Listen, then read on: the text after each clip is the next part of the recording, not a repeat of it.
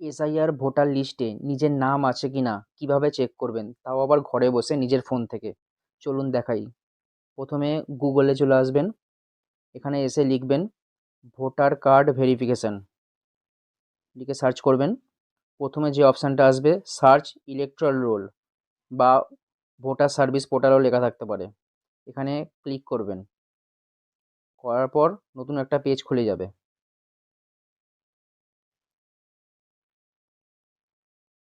এখানে নিচের দিকে চলে আসবেন, লেখা থাকবে ইওর এপিক নাম্বার।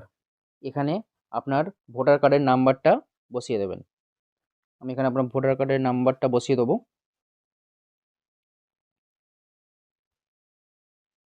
তারপরে এখানে নিজের রাজ্য দিয়ে দেবেন। আমি ওয়েস্ট বেঙ্গল এখানে সিলেক্ট করে নেব। তারপরে এখানে ক্যাপচাটা বসিয়ে দেবো।